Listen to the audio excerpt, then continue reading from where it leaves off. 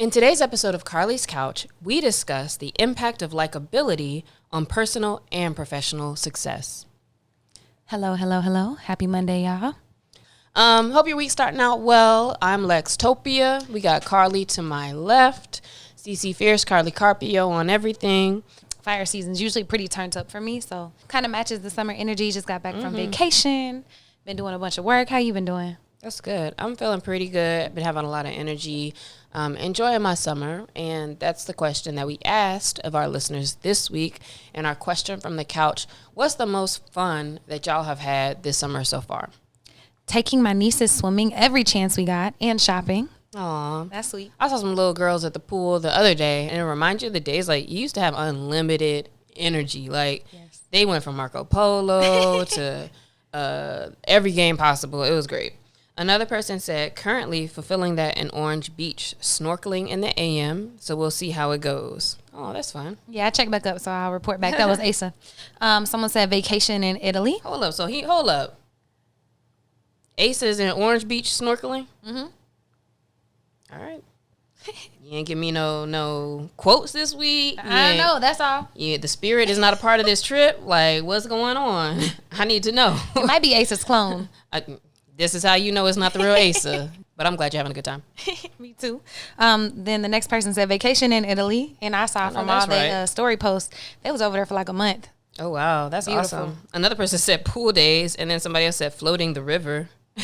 People love water because another one is boating on the lake. And all these are people from Oklahoma and Texas. Oh, that makes sense. So I'm like, all right. But that is a vibe, like being on the water. Mm-hmm. And then lastly, we got Nanero, who said she won money from blackjack tables in Vegas. Okay. And anytime you make some money, babies, that's a good time. That is a good time. That's a real good time. What about you, Lexi? For me, I'm going to go with part of the top of my summer. It's been stacked out because I've been in about 4 countries since summer started. But I'll definitely say the Romania trip when I went on the trip to the film festival. That was like super, super fun. So yeah, that whole look fire. I'm still living it through the pictures. That one picture of the little person coming down right above you is man, so cool. We was turned up. So cool. Mine is Turks. Right. I just got back my first time in the Caribbean, and it was amazing. In the whole Caribbean? In the whole Caribbean. Caribbean. I didn't know that. Okay. Yeah, it's funny because I've been to Asia like 4 times, but never been to the Caribbean. So it was amazing. Bar was set very high. You say you grew up in Oklahoma, right? Mm-hmm. So people in Oklahoma, like when y'all talk about vacation, like what does that usually kind of seem like for you? Texas, LA, Florida, and then Mexico. Like Mexico's a big thing, but I will say like a lot of people also go to Jamaica and the Bahamas. That just didn't ever fit when I was trying to go to stuff. Mm-hmm. Okay. What about North Carolina? Where do y'all go? Myrtle Beach. We got beaches. So in North Carolina, we have the beaches and we have mountains. So like in our family in particular, we would go to the Blue Ridge Mountains or go explore that vibe. We could go to the beach vibe. That's cool. But then it's different for me because I grew up with a parent who's from another country. So we've been to the Bahamas a zillion times since I was a child. So we always did a lot of travel to the Caribbean. Yeah, that's beautiful and so cool. Like being able to like grow up in 2 different countries and have a better understanding of cultures and different things is so fire. Yeah, I WhatsApped my Aunt Margaret yesterday because I just got, I don't know if you can see it behind us, but I just got like a pack of like literally 2,000 incense sticks for like $10 on Amazon. And I was like, dang, I hope they don't stink. But they smell real good and they're all different scents. And I took one, I was like, this smells like my Aunt Margaret room. And I was like, you know what, let me hit her up because I ain't talked to her in a second. And I WhatsApped her and was like, oh, Margaret, I got some incense. It smells just like I'm in your room in the Bahamas. And she was like, girl, I am cracking up. And then she was like, you left your soap bar here. I'm leaving it for you. And I was like, oh, I was like, all right, I'm going to come back soon for it. She was like, oh, I would love that. So, like, I could tell she just want me to come back. I was like, not you kept the used bar soap. Like, that could go. But not to her. Yeah, but that did make me think, like, damn, let me try to go back. Amazing. All right. So this week we are talking about likability. And I thought about likability because of, during this time of politics and all that, there's just, everybody's trying to give their 2 cents and making videos and talking, et cetera, et cetera. And, it's kind of interesting how people will be like, yes, to everything a certain person says. And then for other people, it seems like no matter what they say, it kind of gets dissected differently. And so it made me think about like, man, it really must suck because if you're considered an unlikable person, it really is like an obstacle to get over as far as trying to get any message across. So I just wanted to think about that, and I explored a little bit more deeply, like what is the importance of likability in our society. So that's our topic for today. Whenever you think about someone being likable or having high likability, what are some traits and qualities that come to mind? For me, a likable person, like immediately not like obnoxious, loud, kind of in how they speak, or like they know you and all that so well, and they're real extra. I would say a likable people, they smile and they seem genuine without being too much when they speak to you. So addressing you, speaking to you, but not going over the top. What else makes a person likable? What would you say? I would say like a general, like positive demeanor, like someone who, What does that look it's like, kind of though? easygoing. You can tell sometimes when people are kind of feel a little light. Yeah. But also, I guess I don't want to just be like assuming like they don't have no problems or anything. But Yeah, but I mean, there's a certain way you carry yourself. Yeah, there's a way that you carry yourself, and you can kind of feel it. I like that. If they're approachable, I think too. That's what it is. Because like the way I might walk around, because I'll keep my face resting or whatever, or I might be thinking about something. We have that concentrated look sometimes, and then you might not look approachable, so it doesn't look like you're somebody I want to bother. Yep. And so far I've heard you talk about body language, about people's vibrations and how they're looking and how they approach people. I think all of those are super important. You've talked about tone of voice, and the way people say things, their delivery. I also think about people who are likable seem fairly open-minded and open for hearing different things. And also they let you speak. Yeah. Kind of. Like that's how you could see that maybe. They let people speak. And I think because I've been like working a lot and doing a lot of facilitation, like I'm kind of thinking at it from that lens, but also people who have like a funny or like cool personality, someone who just seems cool. Yeah, people who are kind of laughing as they're talking about things. Is likable necessarily palatable? Like, is that the same thing? Because I don't know if that's necessarily the same thing. And maybe we're going to get into palatable that later. Yeah. Yeah, I think so. If you're likable, you're palatable. And then my next question, and we'll maybe delve more into that later, is like, are we talking about the Riz? Are we talking about charisma, like charismatic, magnetic people? I think so. But then I would say the only thing we haven't said is I feel like empathetic people or caring, like being empathetic or caring, helping people feel seen, heard, or understood is a great quality for likable people. You're right. You are absolutely right, because now immediately I'm thinking of some examples of where, I'll see folks in the way that even in just meeting somebody, it kind of makes it feel like the door is open for that person to have space. And I was like, yeah, I kind of like how, they did that. They come across approachable and they're coming across as caring about you. So I don't think it takes too long to see that in a person. Okay, so now we have all these traits and we have all these thoughts about what makes a person likable or charismatic. But what role does that play in our society? We've talked multiple times before about the evolution of people and the fact that we are pack animals. We are based on, our survival rather is based on how we can coexist in a society, because everybody has their jobs to do, and to protect each other and keep everybody safe, right?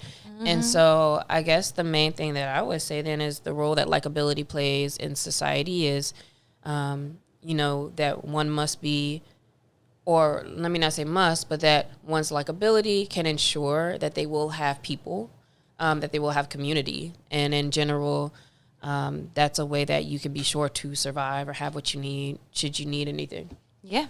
I think also just in like day to day, like it affects every single one of your interactions and relationships and friendships. And even like if you're, out getting your tire fixed at the tire place and you're a more likable person, they might be kinder to you. You could get a discount, like all of those things, like literally likability is interwoven into every single thing that we do every single day. I agree with that. And I looked up a couple of examples because I wondered, is there some actual studies, right? Because we could say this and feel like it makes sense for a likable person to be more successful or to be able to move through society well. But they do actually have some studies. There's like 5 or 6 that I saw, but I'm just going to pull out 2 of them because they highlight 2 different things. And a lot of them kind of reiterated that. The first one is called The Role of Likability and Persuasion by Robert Cialdini et al. I forget the rest of them, 1976. And what they found was people are more easily persuaded by individuals they find likable. That makes sense. A more likable person is like, well, let's go to this movie. And be like, all right, cool.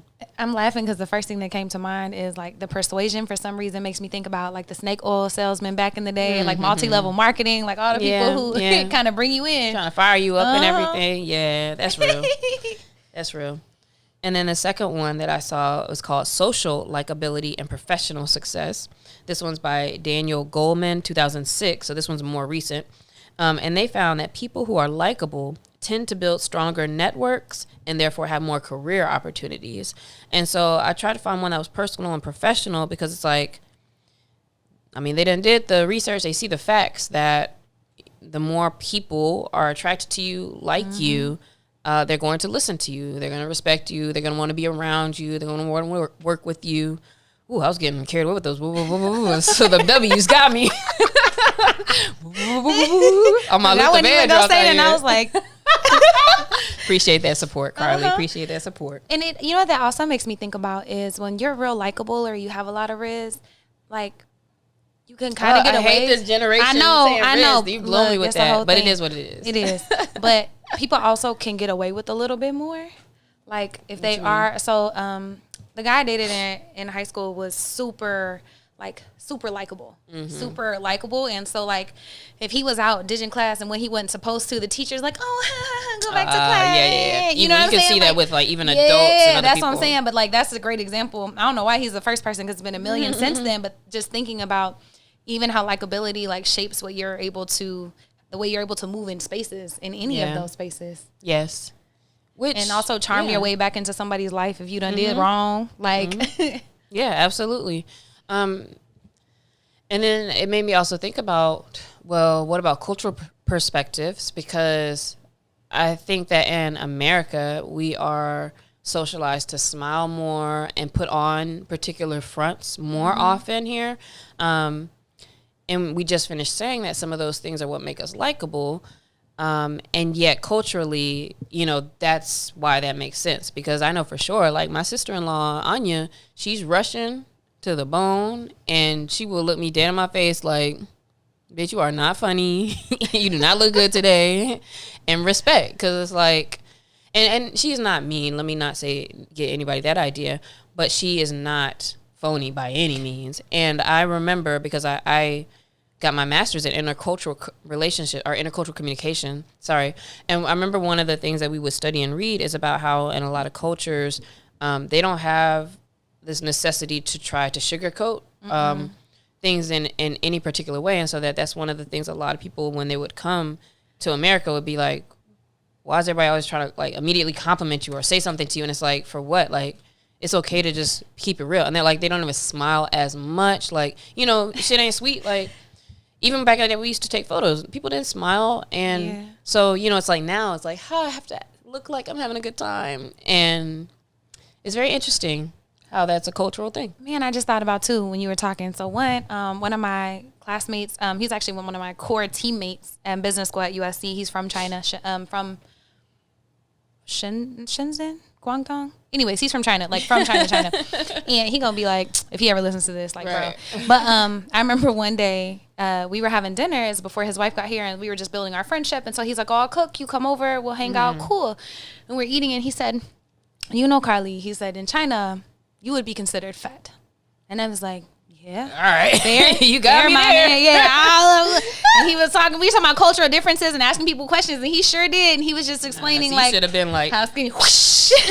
But like, Real Housewives. Then I met his wife, right? And very freaking tiny. Like, and I get it in like culturally, but it's just funny. Like also even thinking about how he didn't think that was necessarily an insult when we're learning about each other's cultures. He wasn't trying to fake nothing like that. But then also, we didn't ask you all that. Bro, well, we was just talking about the differences and stuff. And so I think he thought it was a great time to just say that. He didn't just come out of nowhere. Okay. But he definitely in the conversation about the differences like told me, and I was like, oh, thanks, bro. Appreciate you. But then even my best friend from business school is Jamaican. Parents are from Jamaica, and we hang out all the holidays. And she always says that they don't be knowing how to act, and they don't know how to watch their mouth because they always got something to say, either if it's about somebody's weight or about this or about that. And so I always laugh about that too, about the non-sugar coating and just saying things, and it doesn't mean to be offensive necessarily, or like it's just stating a thing. Just stating the facts. Like, you're not wrong. You're not wrong. And I think that a lot of this is delivery too, because a lot of people are like, well, I'm just brutally honest. But honesty doesn't have to be brutal. It can be direct without being sugarcoating, and you can still consider other people's feelings. And I think that, like, your delivery of things is a huge piece in likability. And that's one of the things I think that, for me, lowers my likability. It's delivery, but I'm not even just talking about like the words I say, but delivery, and that, because even I piss myself off even listening back to myself talking. Like, the choppiness of how I speak, it feels kind of like you're throwing darts at a wall or something.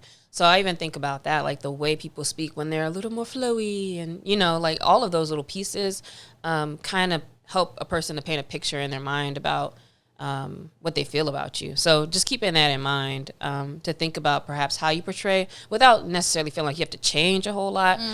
But at least you would have an understanding of why, you know, if you're that person who everybody's always like, I thought you were mean, you know, then it's like, how could I kind of put a different face forward? Okay, so we're talking about what likability is and what that looks like. Now, let's talk about how this could be like a secret weapon or like a superpower. I feel like it does influence career. For me, countless times. I was just in a client meeting, and I'd be roasting people, and I like try to joke it up with them. And we was talking about how I could tell you played drums at church when you was little. And then he was like, how you know that? And I was like, I get the vibe. He said, hold on 1 second. And he pulled up a whole video, and it wasn't the little it was like do. I said, see, I got you. And the other guy hopped on. I was like, I could tell you probably sang at church. He was like, nah, I was in the choir. I said, don't play with me. I could tell what's going on. And like, we'd be in there to like kind of joking, laughing. And so I feel that it helps to have a certain level, and you know, you still got to discern when and where, how to do this stuff. But especially when I'm talking to like clients of color, or like people where I feel like I can have a little bit more community with, I think that does make a difference in how you get along with clients or colleagues at work, etc. And when I'm even in meetings trying to get business, like just I know like I'm on and I'm smiling and I'm delivering in a certain way that is for that reason. I think it's one of the most important things is how people receive you and how you're showing up in spaces, and it's way better if you're likable. And so investors always say they're investing in you. So anytime you're pitching a company, pitching a brand, they buy you. They don't necessarily buy the idea or the company, is you. And I won actually one of the biggest pitch competitions at USC because of my ability to pitch and how people like a story. It's $50,000. It's a whole other story how I didn't get that money. But I about to say, where'd that go? Man, there's a whole legal thing. The dude whose idea it was, because I was just brought in to do all their financials, all the business. I did the deck, I did the pitch, all those things by myself. Anyways, apparently he had stolen part of the IP, or it was a whole thing. They set me up, bro. But all that to say, I won that hoe, and it's because I was able to sell myself and be likable, and that's a huge thing. But since inception, like me being an intern in construction, I was at a career fair my freshman year, and it was an assignment to go talk to 5 companies and ask them questions, right? And had to write it down. And I was there and I was talking, and they're like, oh, what year are you a freshman? Oh, cool. We don't do internships until your junior year. And I was like, why? And they were like, we've never thought about it. And I was like, would you take a freshman intern? And they were like, yeah. And from then on, all the companies started changing and started taking people earlier, because then you can mold them and teach them. So that's important. And then also even thinking about, as someone who is a facilitator, a teacher, a yoga teacher, a personal trainer, someone who teaches fitness classes, it is so important that people like me. And that doesn't mean that I'm being fake or showing up, but it is like an intention to show up and bring energy into a space and craft a space where people can feel seen and heard and appreciated and all that. That is, I guess, your responsibility as a leader in certain spaces to ensure that you're facilitating that the space can be, you know, a good space. That's true. And which is a reason why also it's important to be likable to your team. If you have people who work with you or for you, all of that is so important. So that's pretty good points as well. And then there's this notion, right, which I kind of started the episode out talking about, of, you know, sometimes it's like people could be spitting facts and it's just like the way you're delivering it, or like the fact people don't like you in general because of whatever reasons, right? does it matter? Like, do you need to try to be more likable if people have problems with your execution and delivery and all of that? Because they're always the ones that preach the most, and it's like, it keeps making it worse. It's like if you're not likable, trying to keep saying this message and, well, y'all don't know, it like keeps spiraling out of control. And people shut down. Yeah. And people shut down. Like, I'm talking Amanda. I'm talking about Kanye at times. Like, folks who, it's like we could have had a good discussion if it was a space around which we could do it, but the way they come across sometimes. Yeah, and it's like, if they tried to become more likable now, does it even matter? Like, do you think that the message would be better heard if Amanda did try to become more likable? Yeah, that's a good point, because the problem is, once you're unlikable, you're unlikable. Yeah, like, because now it gets to the point where people are like, no matter what you say, like, I want to see you go down. So she could even say, you know what, guys, like, I've been listening to how y'all set my deliveries kind of off, and you know, seem like I might be coming from a holier than thou, or blah, blah, blah, and then say whatever she wants to say. And people are still going to be like, that's not the way you say that, or you apologize, or like, all right, now you want us to listen so you can tell us that. You know what I mean? So, like, I mean, it just got to be very consistent. Maybe that over time. Yeah, but then I'm like, also, I mean, she does have a following, right? And she do be spitting facts and talking about a lot of important things. And so her people have found her. So she's likable to somebody. But there's a lot of things that push people off. Like, people still ride with Kanye. Even through a lot of nonsense, people still fucking riding. So I feel like you find your people by being yourself, and they find you likable for different reasons. Like, they love his audacity, his audaciousness. They love how he shows up and says, George Bush don't like black people. They love all this shit. They love it. Some people love how Amanda shows up in spaces, and certain people don't. And it's like, should people then try to be more likable to the middle because they're not palatable to the majority? I think there's levels to likability, though, to where, like, if we're talking about, oh, you are trying to make a point, but you're rude with it. You know what I mean? Like, there's some things where it's like, all right, now, like, you should listen to that. And also, we understand sometimes that rudeness comes from frustration as well. So, that one's not so black and white for me, but also it makes me think about the fact that Trump's likable for a lot of people. And so just because you're likable also does not mean you're right. It just means, like you said, you have charisma, and you can get people riled up, or maybe they feel good around you or whatever, right? So you're going to be perhaps likable to, like you said, your audience, in which case whatever they doing over there is like, okay, cool. And so I do think that, yes, it would be important for somebody like an Amanda Seales, if she is saying, like, I'm here because I want to have certain conversation and build up our community, right? If the end goal is what's good for a bigger audience, then I would say that would be helpful to have scaled or look at some of those things. And yet there's so many other factors, like we just said, about, like, I don't know if you could turn back, and / yes, your following, whatever they are, is the one that you have, and that allows you to be where you are right now. So yeah, sure, continue doing what you're doing. But I think that you cannot claim that I am for a certain thing if you're not for that whole thing. I think that's important. Talk more about the balance between being right and being liked. And if those two can coexist. I think the two can coexist. I think that what can really add to not being likable is, like you said, to have a closed type of a way of communicating, to where I'm saying things that are true and I'm not giving space for anything to come up.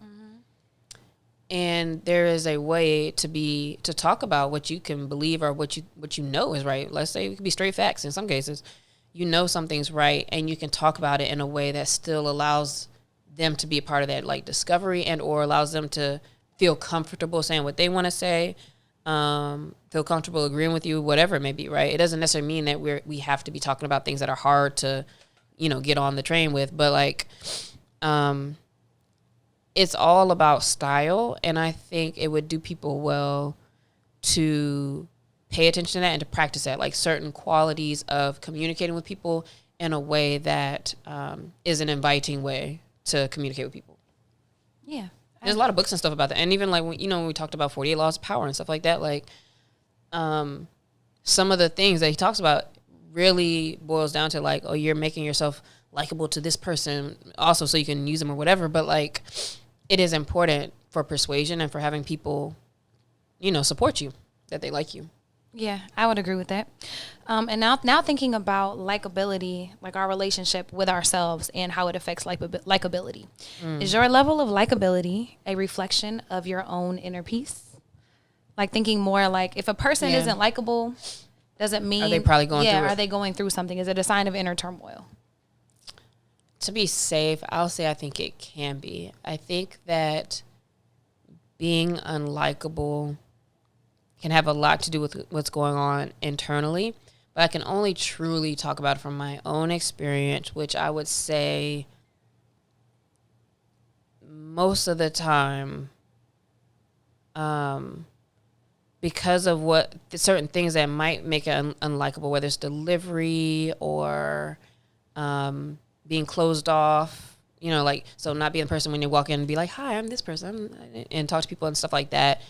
All of those things stem from different aspects of fears and, all the things that have built up as you grew up and trust issues, right? All those types of things, regardless of like what your specific, things happen to you or whatever are.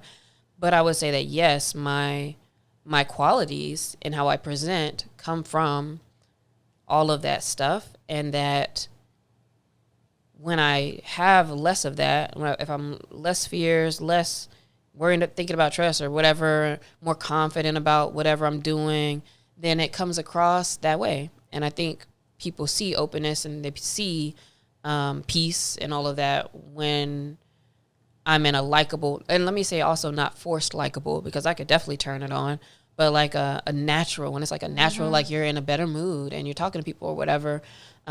I think it can be a reflection of that. I feel like I've always been a likable person, and I can cite like specific things, especially when teaching classes or doing personal training. And I've had so much stuff going on in me, but like people still loved me and still, so I don't necessarily think there's a direct correlation. Although if I'm feeling very insecure about something or have a big storm or something, you can definitely like feel it in my vibes sometimes. Yeah. But also this is taking into account that everybody else has their own inner turmoil, and so that could keep them from liking me, even though there's not a real reason for them not to like me. And maybe that's a better point, is that the more quick I am to judge if I like, I don't like that person, that's probably more of a reflection of me, actually. And then there's some times where like a goofy is goofy though, and you be like, oh, I don't like you, and it ain't nothing else but like you just ain't likable, dog. Like I can't do that. But also it will not bother. It's like I don't like that person, and it's not like no big deal. Like it don't have real estate in my mind like that.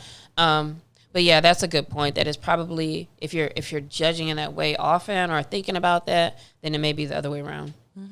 That's a good point. But also note, like with everything we're talking about too, like how Carlie just said, like sometimes you're really just going through stuff, and of course it's going to affect you. That's okay. So I don't want us to walk away from this episode thinking that we're saying like, okay, so we need to always try to be likable regardless of what's going on. And no, because, things happen. You're going through stuff. Don't force yourself to be fake. Don't force yourself sick, stressing out about how things are being perceived. That's okay to not have good days. Every single time. And I think it's also important, like whenever we're thinking about being more likable, so we introduce the idea like if a person can be more likable. So if you're thinking about your likability and what are some things that you can do, I think that it really helps if you like yourself and you're getting to know yourself. So spend a lot of time doing that, because that really helps. If you are open minded and willing to like hear feedback and stuff from people, because Torian Nixon was on a couple episodes ago, and he was open enough for his friend to tell him, bro, you're a terrible friend.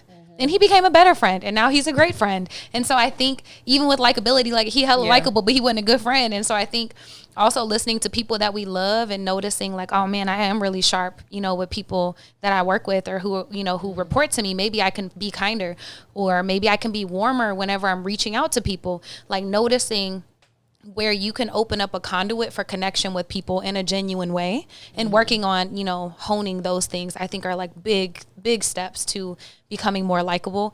I'd say the last one is, if you're taking care of yourself, it's a lot easier to show up as your full self in spaces. And so are you sleeping? Are you eating? Are you moving your body? Are you feeling good about yourself? Because it's always easier to move from that spot. Absolutely. And I'll say that it is interesting because as you were talking about that and using Tarian as an example, I already know, like, I know exactly what things could make me more likable. And let's note that it's not necessarily knowing that, it's the fact that I could still get in a room and it's like, it's actually hard sometimes to want to be like, hi, I'm Alexia. What's your name? You know what I mean? So it also is something to practice. Some of it is like skills of the skill of like, just kind of putting yourself out there, talking to people, whatever it might be, smiling. Like, a lot of times I don't think, although I wouldn't think about this, but if I was really trying to overthink it later, like just because somebody was in a room and they weren't smiling, like, that doesn't necessarily mean that that person is mean or whatever, but we still recognize like how things come across and people's perception of us. So it's something to practice. Like that person would need to practice that. You gotta catch yourself because you're used to like holding your face a certain way, used to doing things a certain way. And so consider that and like just even thinking about what's those couple things you could try to do and putting those to work this week and practicing with it. Yeah, hit us at Carlie's Couch. Let us know what are some things you're working on to be more likable, maybe what you learned from the episode, or if you have any tips for us. Peace out. Bye, y'all.